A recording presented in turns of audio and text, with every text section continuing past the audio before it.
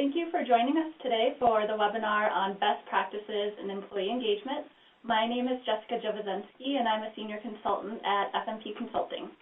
Hi, I'm Hanna Pillion. I'm a consultant at FMP Consulting as well, and we look forward to telling you a little bit about the best practices in employee engagement. So to begin with today, we're going to start out by just defining what engagement is and why you should care about it, what the benefits are for individuals and for organizations.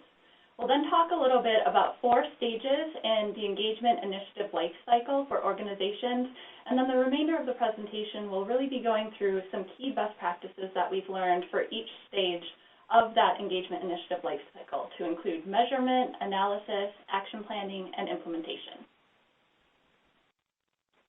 So to start out with, if you're at all familiar with the literature on engagement, you probably noticed that definitions vary pretty widely. And we've included some of the core definitions that we thought really resonated on this slide.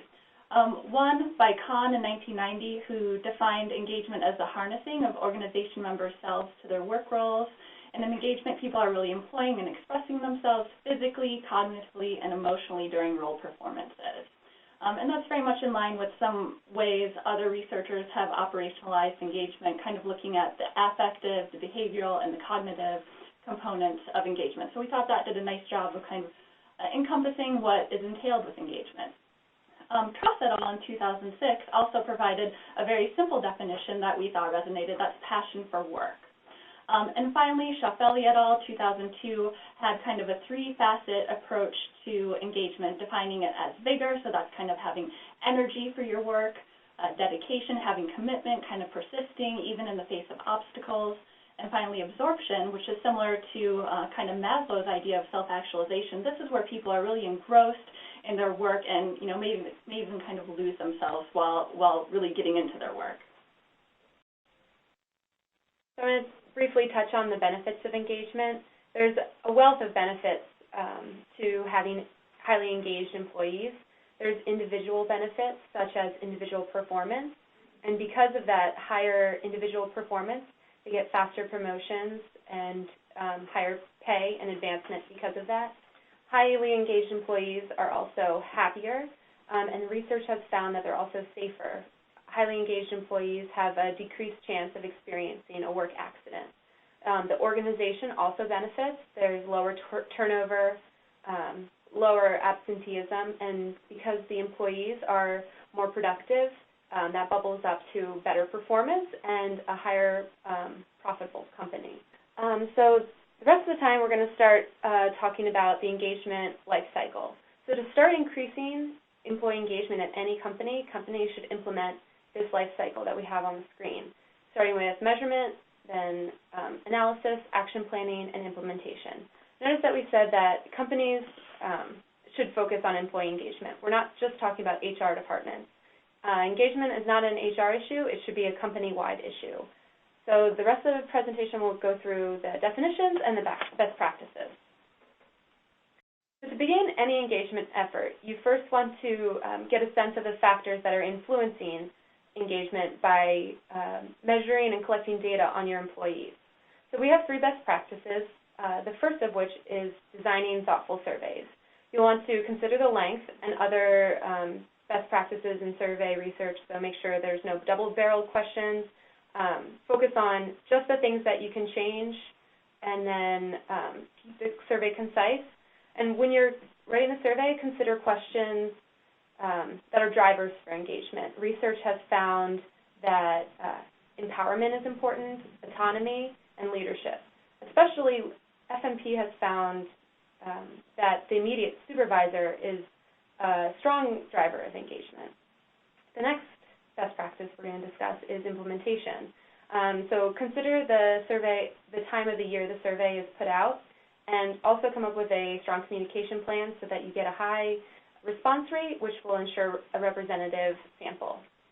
Finally, you'll want to dive deeper in qualitative data.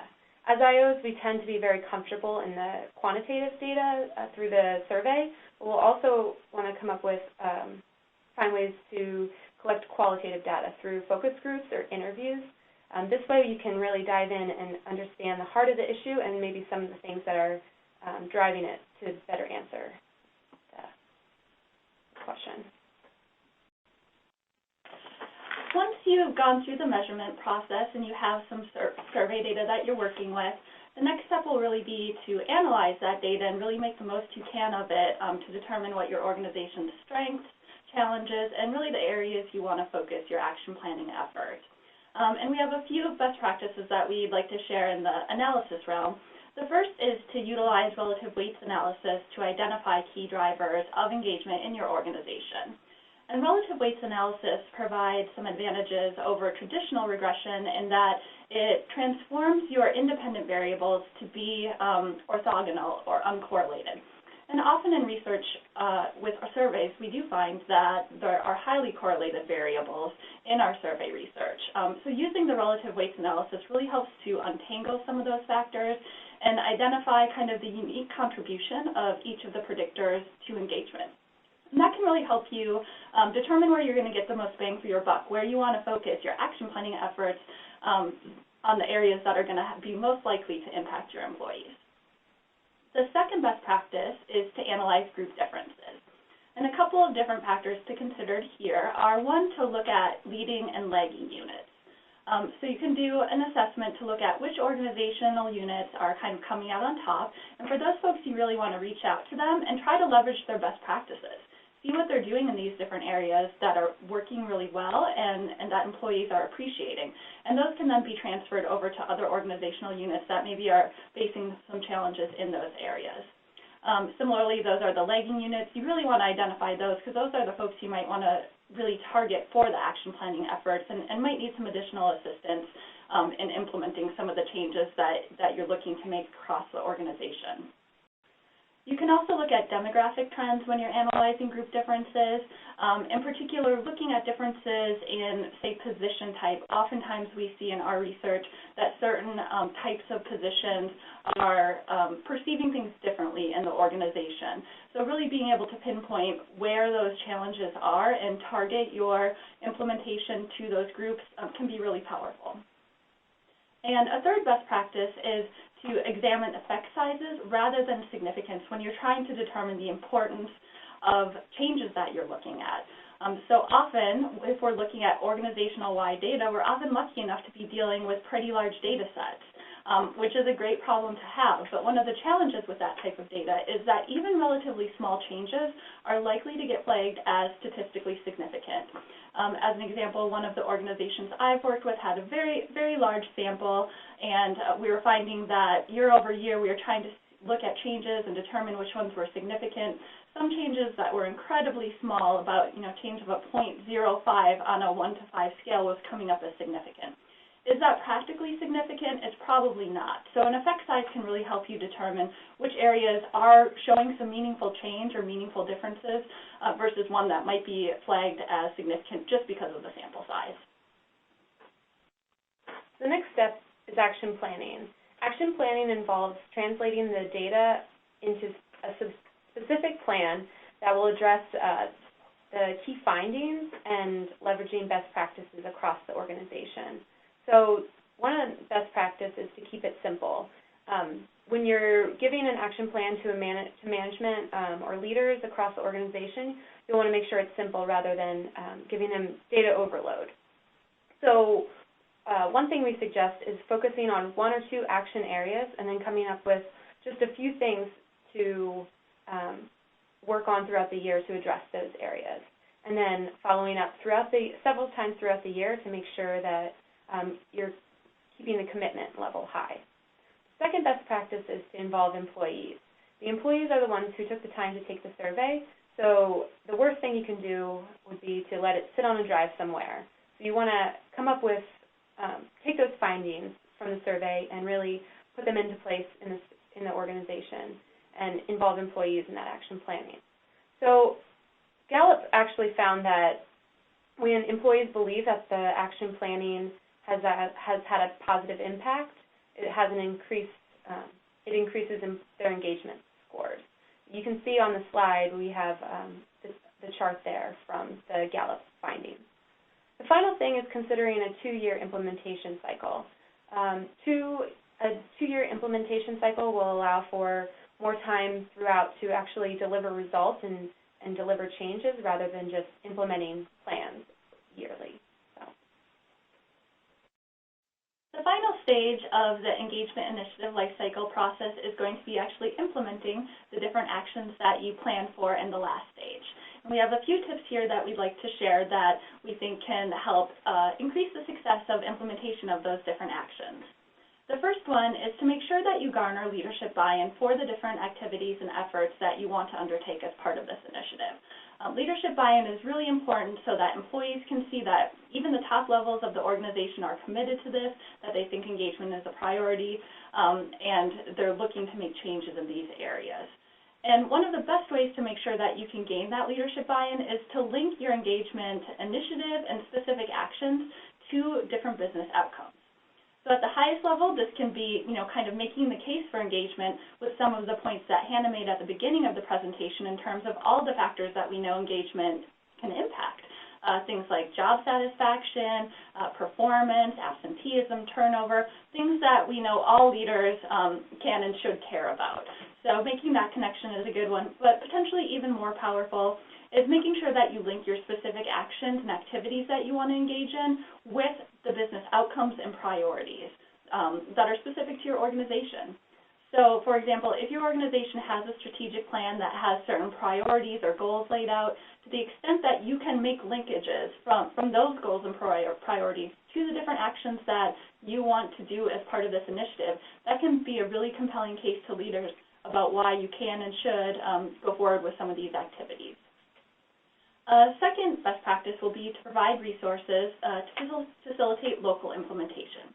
So as part of the action planning and implementation process, you're likely to identify some organization-wide activities that you want to roll out. We'll use the example of career development in this slide and say you want to develop a mentoring program, maybe an individual development plan program, and those are great things to have at the organizational level to ensure kind of consistency and structure throughout the organization. But despite that, you also want to make sure that there are tools and resources to really be able to carry out those types of activities at the local level. So within the individual business units, that employees are really kind of living their daily work life. By and large, the employee's immediate supervisor, their immediate colleagues, and that immediate business unit is kind of where they're living day in and day out and really going to get a lot of their information and other kind of cultural influences that they're working within. So making sure, in the case of career development and these IDPs, that supervisors have talking points and templates and other tips or checklists that are really going to support them in implementing at the local level can be really powerful and make sure that those changes really are cascaded throughout the entire organization. A third best practice in this area is to make sure to promote ownership and accountability, and this really ranges from employees all the way up to top leadership. As Hannah already talked about in the last slide, involving employees is very important and can be very powerful.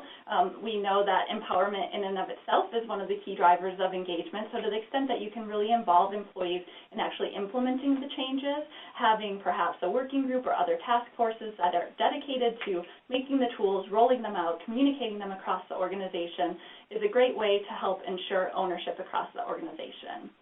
And similarly for accountability, making sure that across levels, particularly at those top levels, if engagement really is a priority for your organization, that leaders are held accountable for that. That, maybe in their performance plan even, they have an objective related to engagement and improving it, or about some of these specific activities that you all want to carry out. That can really help to make sure that those actions actually do end up happening, because we know there are a lot of priorities that everyone's juggling. Engagement might not always come to the top, and this can be a mechanism to make sure that it does stay top of mind for folks. Now, final best practice related to implementation is to make sure to communicate results and setbacks throughout the process. So often we work with organizations whose employees say, I'm surveyed all the time, but I don't know what happens with the results. I don't think anything happens with the results, and they're really frustrated with it. So making sure that you're communicating both the results and what you're planning to do with them to employees is really, really critical. In particular, if you have a specific action that you're going to be rolling out, say this mentoring program in this case, make sure you link it back to the fact that this was related to survey data and that you heard in the survey that it was an issue, and that was really the impetus for developing this and rolling it out. That helps employees know that their voice was heard and it's being taken seriously. And we have a few screenshots up on the slides here that just show some best practices we've seen organizations employ related to communicating results. Some dashboards have been used by some organizations we've worked with to really communicate not only survey results to show, what the results are and how they've changed over the years, but also a dashboard to show the different actions that the organization is committed to making, as well as progress that's being made on them. And this can be a really powerful tool, both in the communication as well as to the point above, accountability, to the extent that you're putting out there publicly what your goals are and what you're going to do. There's going to be a little accountability there to follow through with it for your employees. So all this will then bring us back to measurement. You've gone through the whole cycle, and it's time to survey or do a focus group again. Maybe you're doing a pulse survey somewhere along the way. A couple of points just to consider here. One, definitely recognize that it takes time to see changes in survey results.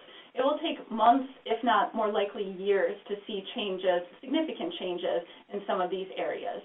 So change tends to happen more incrementally unless you have a really radical shift in your organization and its leadership or other culture. You should only expect to see incremental changes in those survey results as well. So be patient, be persistent, and recognize that it's going to take a little bit of time to really see some of those changes come into play in your survey results. Kind of the flip side of that is that even though it will take some time to have a significant impact and really increase those scores, even small changes are likely to have a little positive impact on scores initially. We've worked with several organizations where we've seen even just the process of going through the action planning process, we maybe weren't even in the stage yet where we were implementing any of the changes when we've gone to do the second survey or pulse survey, and the scores have ticked up a little bit.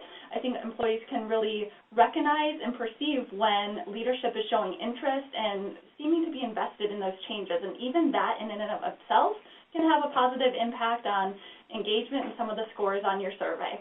So hopefully you can recognize some quick wins in the beginning just by the reach out, but do recognize again that it's going to take some time to see some of the longer term changes. That concludes our presentation. I know we covered a lot of information and we probably could have spent 20 minutes on every single one of these topics, but we have our contact information up here. We're always happy to chat more about engagement or answer any questions if you have any. So please don't hesitate to reach out to us, and thank you again for joining us. Thank you.